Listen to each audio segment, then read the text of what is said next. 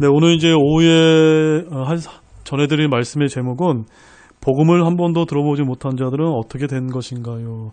자, 이 제목은 뭐 제가 좀 약간 추상적으로 잡아놨지만 한마디로 이 얘기입니다.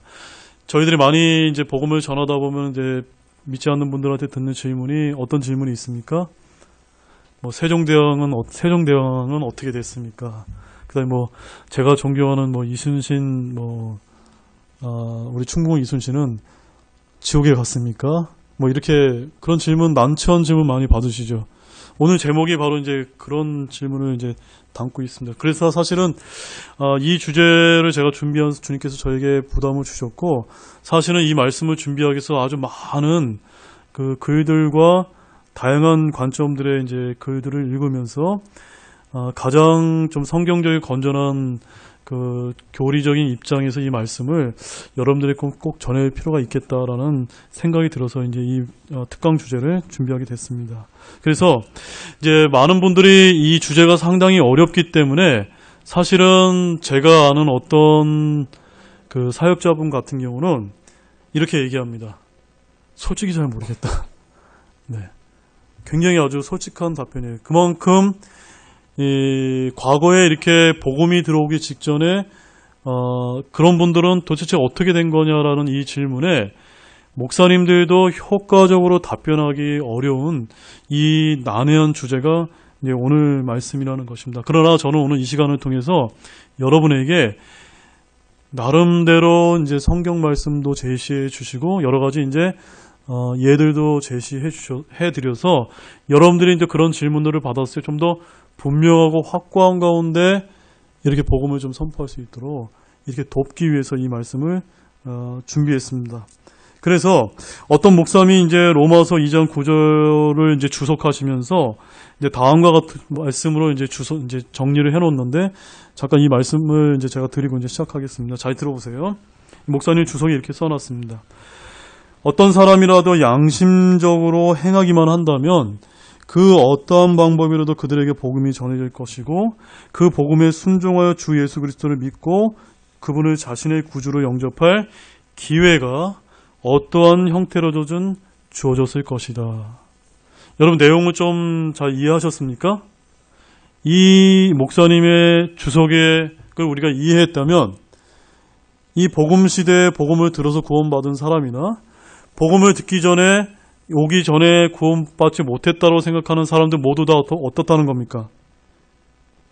양심적으로만 우리가 이 하나님을 찾고자 했다면 그 누구에게도 복음이 전달될 기회는 충분히 제공됐을 것이다. 저는 오늘 이런 믿음의 확신을 가지고 이런 관점에서 오늘 이 말씀을 전하겠습니다. 이 주제는 이제 굉장히 어려운 주제이기 때문에 역시나 우리의 믿음을 요구합니다.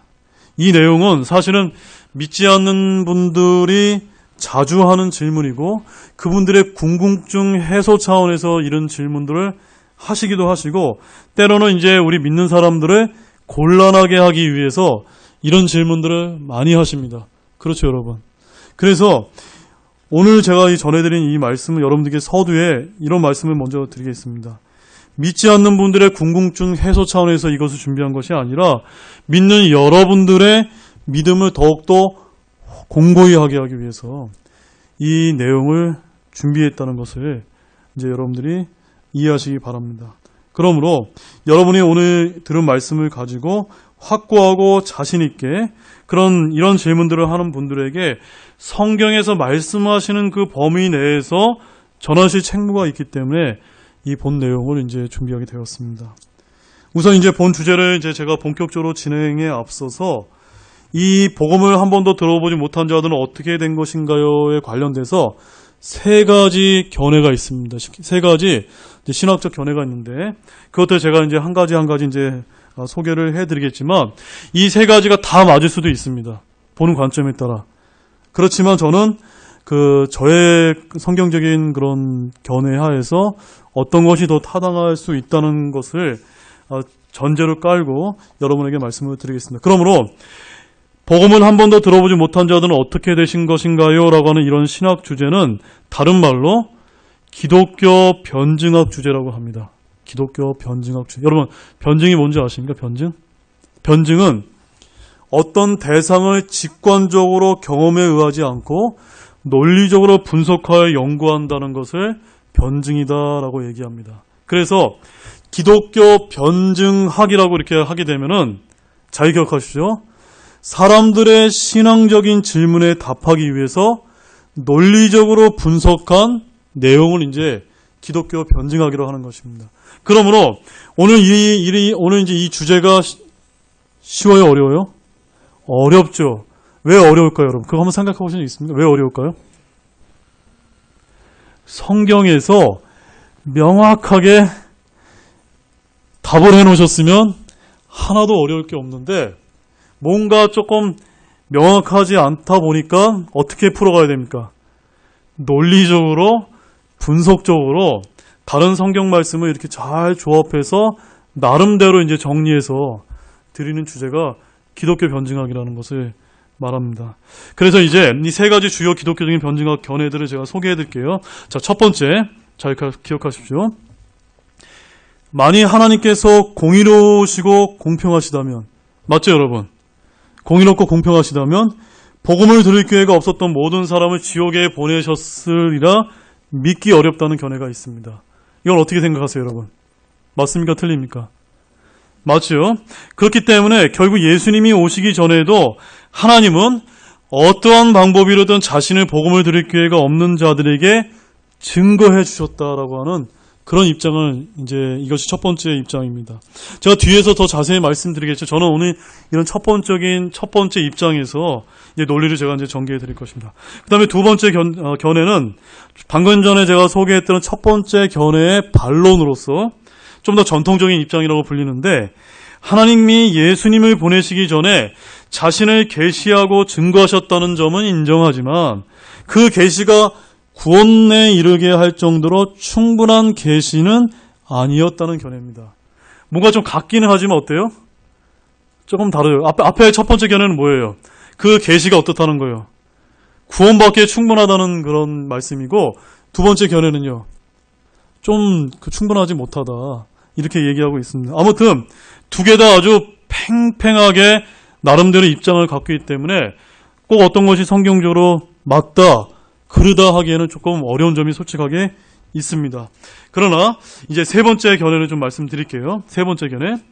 첫 번째와 둘째 견해가 너무도 상반되기 때문에 차라리 성경이 어떤 분명한 입장을 취하고 있지 않다고 말하고 있기 때문에 예수님의 복음을 한 번도 들을 기회가 없이 죽은 사람들의 구원에 대해서는 아주 쉽게 나는 모른다.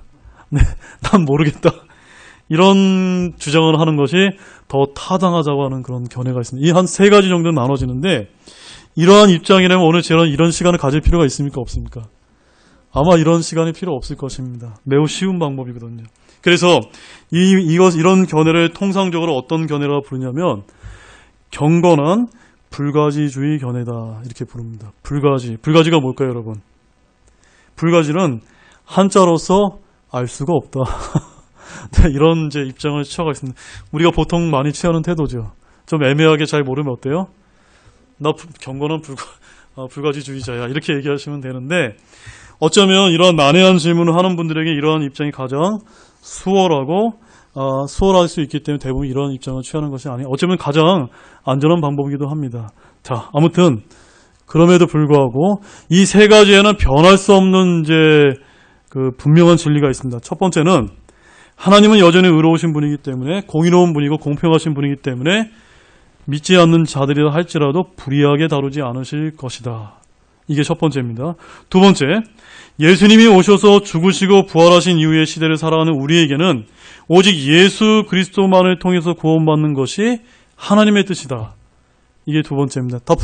맞죠, 여러분? 세 번째는 우리는 더 많은 사람들을 구원받도록 인도하기 위해 더 열심히 복음을 전하고 선교에 헌신해야 된다. 이것이 이제 세 번째입니다. 이것들 외에 다른 그 어떠한 것도 확고하게 단언할 수 있는 진리는 없다라고 저는 그렇게 믿고 있습니다. 자, 이제 두 번째 논리를 제가 전개하겠습니다. 두 번째는 예수님이 오시기 전에도 하나님이 자기 자신을 증거하셨다. 이 부분에 대해서 말씀을 드리겠습니다. 자, 저는 어떠한 견해와 입장을 여러분이 취하든 성경적으로 다 근거가 있기 때문에 크게 문제될 것은 없다고 하는 대전제하에 이제부터 제 견해를 조심스럽게 말씀드리겠습니다. 저는 첫 번째 견해를 지지하는 입장에서 말씀드리면 제가 좀 전에 밝혀드렸는데요. 예수 그리스도가 구원의 유일한 길이라면 예수님 오시기 전에 살았던 사람들 혹은 예수님이 오신 이후에도 복음을 한 번도 들어보지 못하고 죽은 사람들은 어떻게 되었을까요? 어떻게 되었을까요? 여러분 이런 질문에 한번 곰곰하게 생각해 본 적이 있습니까? 그때 여러분 어떤 태도를 취하셨습니까? 불경건한 아니죠. 경건한 불가지주의 뭐 이런 입장을 저희들이 이제 많이 취하셨었죠. 그래서 이런 질문은 마치 다음과 같은 질문과 똑같습니다. 제가 읽어드릴게요. 예수님이 오시기 전에 살았던 사람들이나 복음을 듣지 못한 사람이 구원을 받지 못하면 얼마나 억울할까요? 또한 윤리적으로 볼 때 모범적인 삶을 산 사람이 지옥에 간다면 그 처사를 공정하다고 우리가 부를 수 있을까요?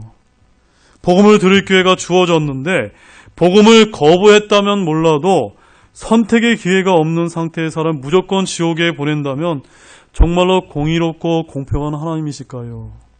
이제 대부분 사람은 이런 의문을 많이 갖습니다. 자, 우리는 이와 같은 질문들을 많이 봤는데 다시 한번 말씀드리지만 이 말씀은 까다롭기 때문에 성경이 말씀하고 계신 것까지만 말씀드리겠습니다. 성경이 침묵하는 것에 대해서는 제가 말하지 않는 것을 원칙으로 하기 때문에 그런 원칙하에 제가 말씀을 드리겠습니다. 그러나 이제 우리가 다음의 말씀에서 약간의 힌트를 이제 얻을 수가 있습니다. 우리가 좀 전에 읽었던 사도행전 10장 34절, 35절 말씀 다시 한번 옆에 사도 베드로가 한 말씀인데 다시 한번 또 우리 말씀을 읽도록 하겠습니다.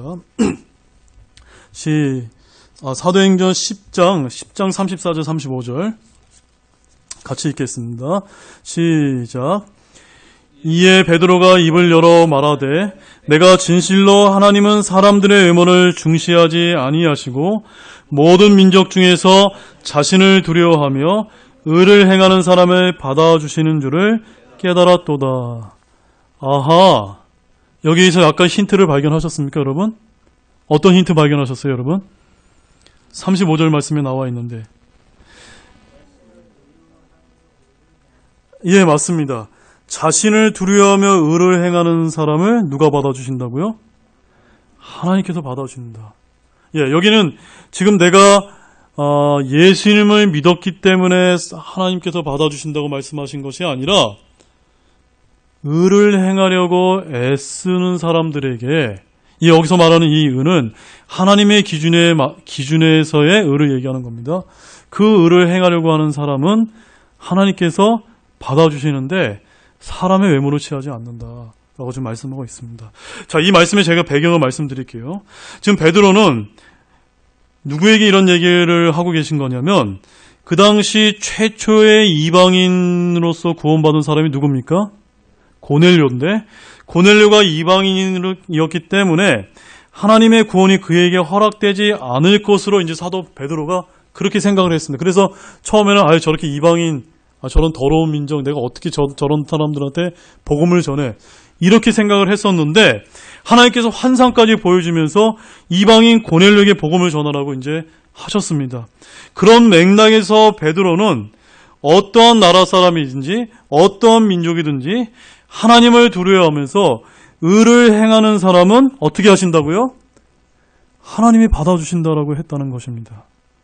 이로써 우리는 예수님의 복음을 직접 들을 기회가 없었던 사람이라 할지라도 하나님을 두려워하며 의를 행한 사람은 하나님이 구원하신다고 추측할 수 있다는 것입니다.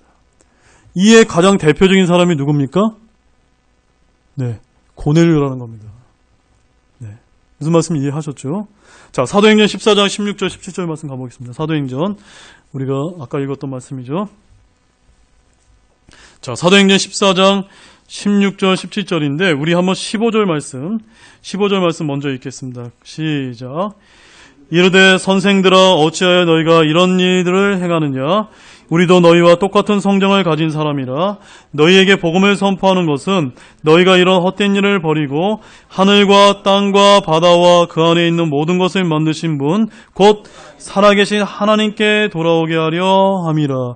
지금 이제 바나바와 바울이 믿지 않는 사람들에게 지금 복음을 전하고 보면서 복음을 왜 전한다고 말씀하고 있습니까?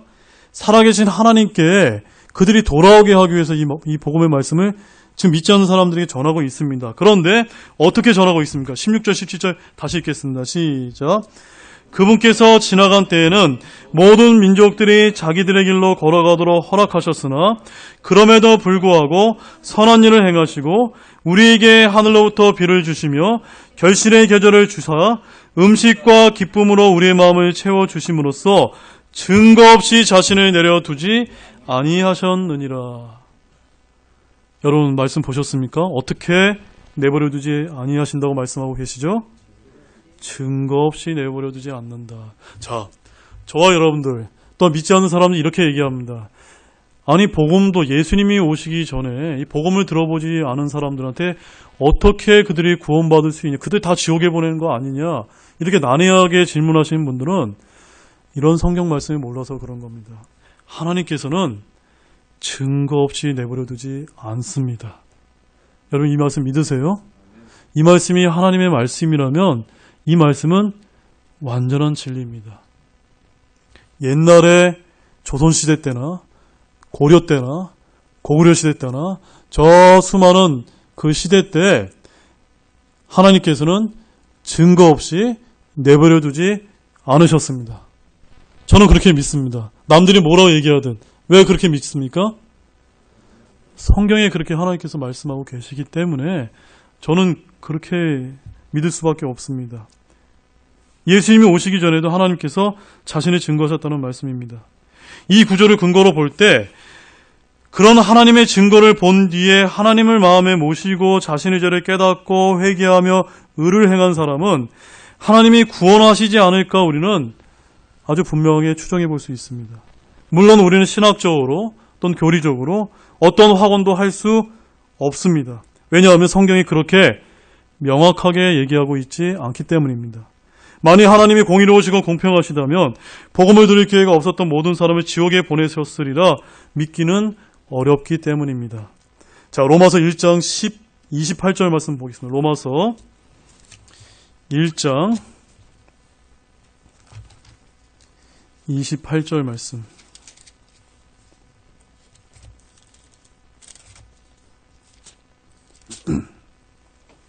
28절 말씀 다 찾으셨어요? 같이 읽겠습니다. 시작.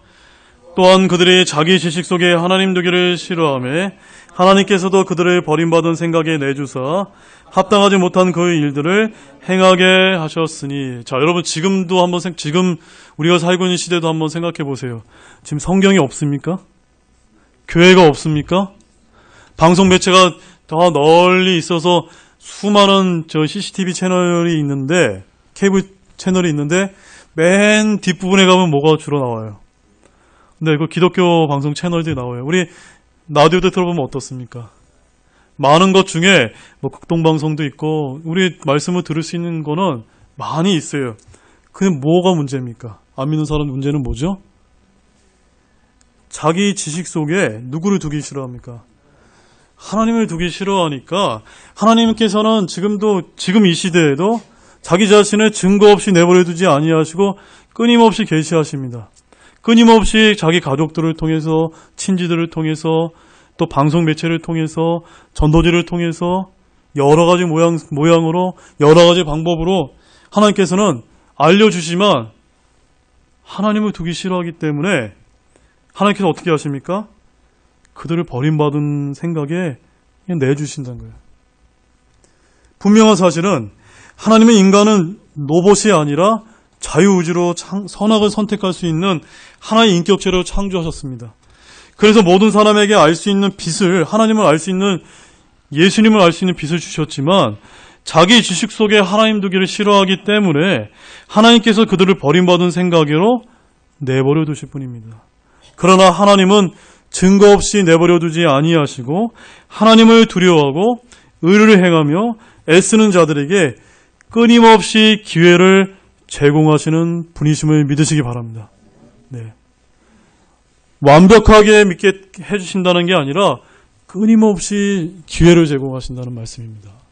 그러므로 내가 죽기까지 예수님은 한 번도 내가 복음을 한 번도 들어보지 못했어 라고 얘기하시는 분들은 수많은 기회가 있었는데도 불구하고 어떻게 한 거예요?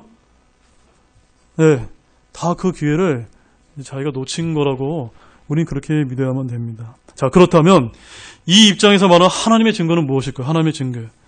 자, 세 번째는 사랑의 하나님과 공의의 하나님인데, 자, 하나님의 가장 두드러진 성품 중에 하나님의 사랑과 공의의 그 성품이 계십니다. 성경의 하나님은 창조주로서 인간을 포함한 모든 만물의 창조주 하나님이십니다. 그분은 창조 후에 이 피조 세계에 손을 뗀 채 그냥 가만히 방관하고 계신 것이 아니라 자신이 창조한 모든 만물을 직접 창조 목적에 부합하게 운행하시고 관리하시고 유지하시고 보존하시는 하나님이십니다. 따라서 하나님은 복음을 듣고 예수를 믿는 사람들에게 못지않게 복음을 듣지 못하고 있는 사람들에 대해서도 똑같은 관심과 사랑을 가지고 계시다는 그런 사실을 기억하시기 바랍니다. 베드로후서 3장 9절 말씀 가보겠습니다. 베드로후서 3장 9절 말씀.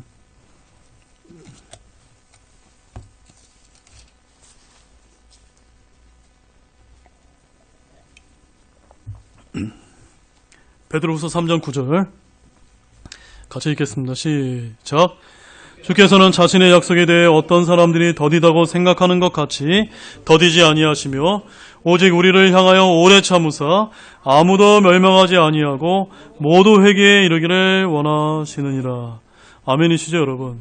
하나님께서는요, 과거나 현재나 미래에 예수님을 믿지 않고 구원받지 못하 지옥에 가는 걸 원하실까요, 안 하실까요?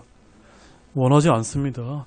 증거 없이 내버려 두지 아니하고 오래 참으사 멸망하지 아니하고 모두가 회개에 이르시기를 원하시는 하나님이라는 것을 믿으시기 바랍니다. 이것이 하나님께서 사랑의 성품을 지니셨다는 것을 말하고 있습니다. 하나님의 사랑은요, 유대인이나 기독교인들뿐만 아니라 불신자를 포함해서 복음을 한 번도 들어보지 못한 사람에 이르기까지 세상의 구석구석 모든 사람에게 미치고 있다는 사실입니다. 자, 에스겔서 33장 11절 말씀 보겠습니다. 에스겔서 33장 11절 말씀.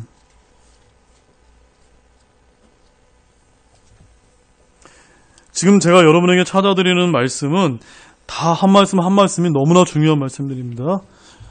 에스겔서 33장 11절 말씀, 에스겔서 33장 11절 말씀 다 찾으셨습니까? 네, 같이 읽겠습니다. 시작.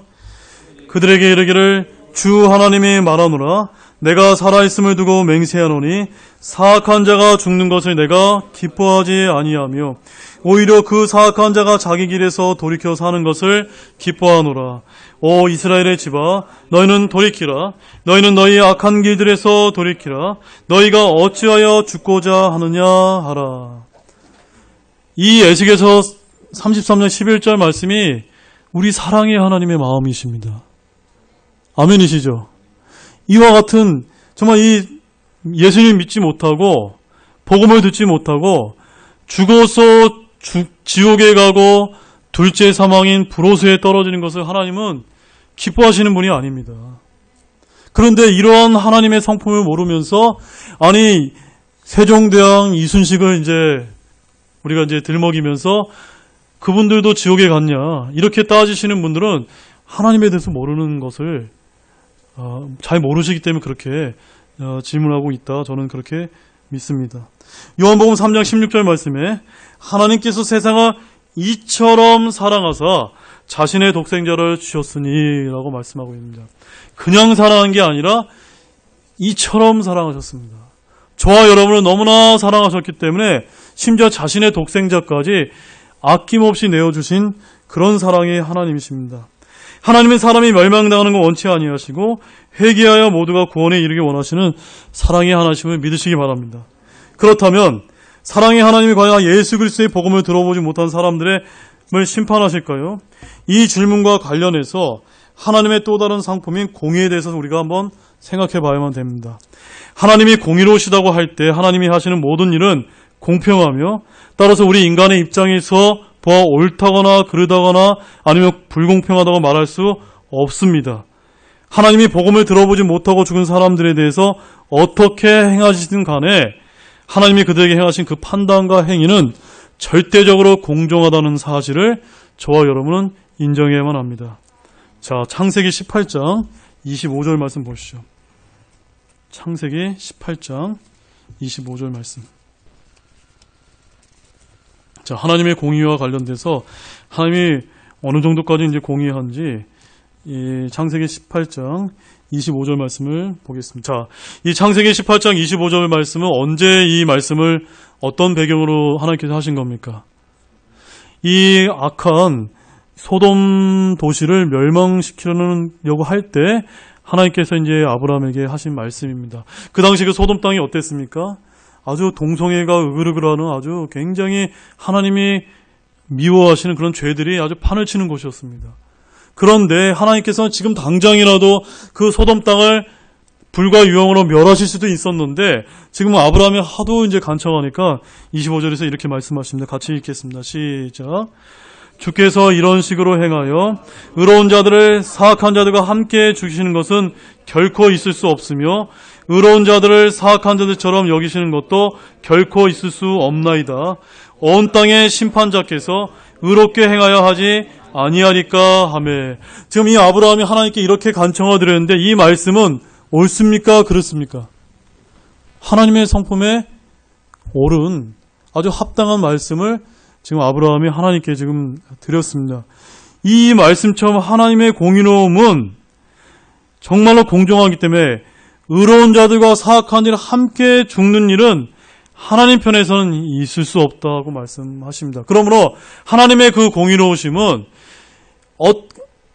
복음을 한 번도 들어보지 못할 기회를 갖지 못한 사람들 그냥 무작정 지옥에 보내시는 그런 무지막지한 그런 하나님이 아니시라는 것을 여러분들 믿으시기 바랍니다. 하나님의 기준에 미치지 못한 사람들을 하나님이 심판을 하시는 것은 너무나 당연하다는 사실입니다.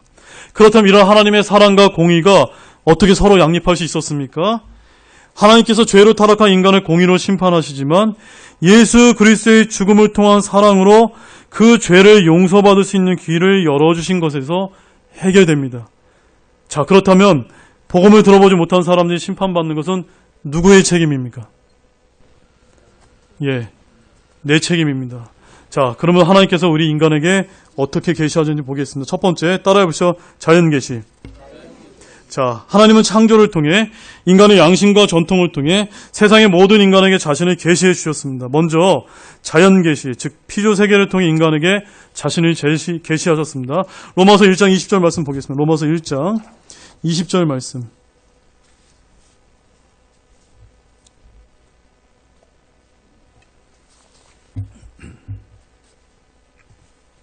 로마서 1장 20절 말씀. 같이 읽겠습니다. 시작.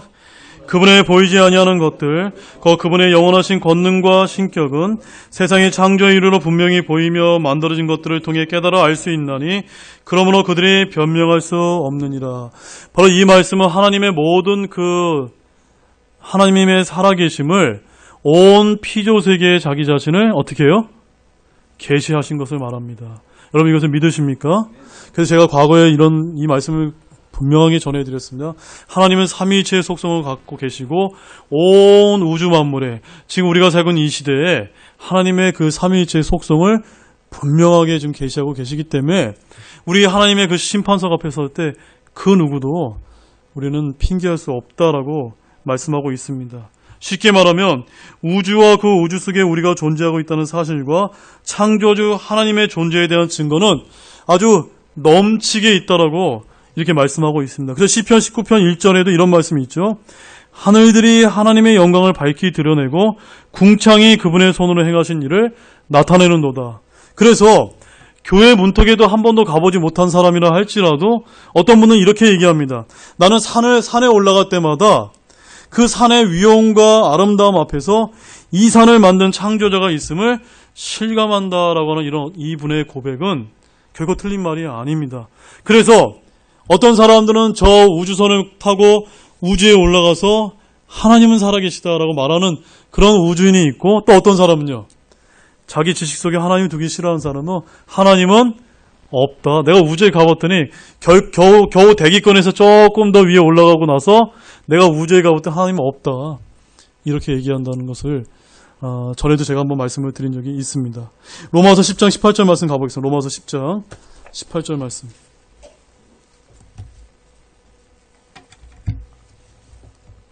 로마서 10장 18절 말씀. 자, 같이 읽겠습니다.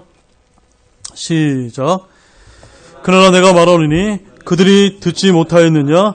참으로 들었은즉 그것들의 소리가 온 땅에 퍼졌고 그것들의 말들이 세상 끝까지 이르렀도다 하였느니라. 정말 손에 양심을 얻고 한번 곰곰하게 생각해 보시기 바랍니다. 과연 내가 예수님을 믿기 전에 진짜 이 세상 가운데 전하시는 하나님의 이 소리를 내가 듣지 못했는가? 하나님은 증거 없이 내버려 두지 않는 분임을 믿으시기 바랍니다. 하나님께서 이렇게 자연 계시를 통해서 자기 자신을 증거하시고 계시고, 마지막 두 번째, 마지막은 인간의 양심의 빛을 비추어서 하나님을 알 수 있도록 해주셨습니다. 그래서 오스왈드 샌더스라고 하는 아주 유명한 그 선교사님이 계시거든요. 뉴질랜드와 중국에서 선교하신 분인데, 이분이 믿지 않는 분들에 대해서 이렇게 말한 적이 있습니다. 그 믿지 않는 사람들은 모세의 율법이나 그리스도의 가르침 같은 것을 받지는 못했지만 그들이 쓴 글들을 보게 되면 그들은 하나님으로부터 양심의 빛을 받았음을 알 수가 있습니다. 자, 예를 한번 들어보겠습니다. BC 4세기경에 세네카라고 하는 스토아 학파를 대표하는 아주 유명한 철학자이자 고대 로마 시대 정치가라고 하는 사람이 있었습니다. 이 사람은 여러분이 잘 아시는 로마의 네로 황제 아시죠? 그 네로 황제의 스승인데, 이 스승이었던 이 세네카는요, 악랄한 그 네로의 어머니 밑에서 포악하게 커간 네로에게 역모 혐의를 받아서 결국 어떻게 죽었냐며 자살로서 생을 마감하는 그런 불행한 사람으로 이렇게 이제 세속 역사가 알려지고 있는 사람이 세네카입니다. 그런 세네카가 아주 위대한 작품을 썼는데, 행복론, 분노에 관하여, 서간집 등 이런 유명한 그 책을 썼다고 합니다. 이 BC 4세기 성의 사람이 그 자신의 책에서 어떻게 썼는지 한번 들어보세요. 하나님은 그대 곁에 그대와 함께 그대 안에 계시도다. 거룩한 영이 그대 안에 계시나니 그분은 우리가 행하는 모든 선악의 감찰자요 인도자시라. 하나님이 없는 선인은 없도다. 우리 모두는 악하니 다른 사람에 대하여 지적한 그 잘못은 곧 자신의 품 안에서도 발견되느니라. 뭐하고 비슷해요, 여러분? 성경 말씀과 비슷하죠. 네. 두 번째 사람 제가 알려드릴게요. 이건 이제 샌더스 선교사님이 이제 말씀하신 거예요. 루크레티우스라고 하는 BC 94년에서 BC 55년을 살았던 로마의 시인이자 유물론 철학자라고 하는 유명한 또 그 철학자가 있습니다. 이 사람이 어떤 말을 했냐면, 모든 인간은 인생길을 더듬어 찾아가고 있다라고 이렇게 이야기하고 있어요. 뭔가 이 사람은 철학적인 것을 얘기했지만 자기 양심 안에 비춰주신 어떤 그 것에 따라 이런 이제 이야기를 하고 있습니다. 그 다음에 호레이스라고 하는 18세기 영국의 낭만파 문인은 이렇게 얘기했습니다. 이 호레이스는 월풀이라는 사람이 아주 유명한 말을 썼는데 이런 말을 얘기한 적이 있습니다. 세상은 생각하는 사람에게는 희극이고 느끼는 사람에게는 비극이다. 이런 얘기 한번 들어보신 적 있으세요? 이런 문장을 쓴 사람인데, 이 호레이스가 이렇게 또 얘기하고 했답니다. 나는 분명히 더 나은 길을 알고 있고 확신하고 있지만 지금 내가 가는 그 길은 그 길이 아니다. 이렇게 얘기했다고 합니다. 또한 마르쿠스 아울레우스라고 하는 AD 121년부터 180년까지 살았던 로마 제국의 제16대 황제이자 마지막 황제였던 후기 수토 학파의 철학자, 이 사람이 마지막 황제이기 때문에 이 사람이 죽은 다음에 로마 제국이 이제 완전히 쇠퇴하기 시작하는 그 왕이 마르쿠스 아울렐리우스라고 하는 그런 황제가 있었습니다. 이 사람이 뭐라고 하는지 잘 들어보세요. 나는 내 혼의 모든 악과 정욕을 제어할 힘을 내 손에 가지고 있으므로 내가 마음만 먹으면 나는 할 수 있다. 그러나 이 힘은 신이 인간에게 준 것임을 잊지 말아야 한다. 네. 뭔가 모든 절대 권력을 누렸음에도 허무해서 뭔가 양심 안에서 자기 양심에서 나오는 그 소리를 지금 하고 있습니다. 마지막으로 힌두어 경연, 힌두어에 나와 있는 그 이제 경언을 제가 말씀드리겠습니다. 힌두교에 이런 이야기 있다고 합니다. 내가 죄인이요, 내 하는 일이 죄이며 내 정신이 죄로되 내가 죄 중에 잉태되었도다. 뭐하고 비슷합니까? 네, 성경에 나와 있는 말씀과 비슷하죠. 자, 이와 같은 글들은요, 하나님께서 인간의 양심에 하나님을 알 수 있는 계시의 빛을 비추셨다는 그런 성경의 그 구절을 뒷받침해주는 그런 사실입니다. 자, 로마서 1장 19절 말씀에서 아까 제가 말씀드렸죠.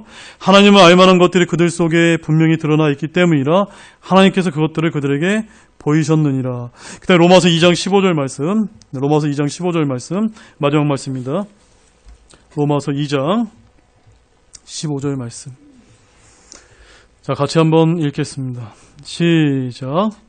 이러한 사람들은 또한 자기 양심이 증언하며 자기 생각들이 서로 고소하고 변명하는 가운데 자기 마음속에 기록된 율법의 행위를 보이느니라.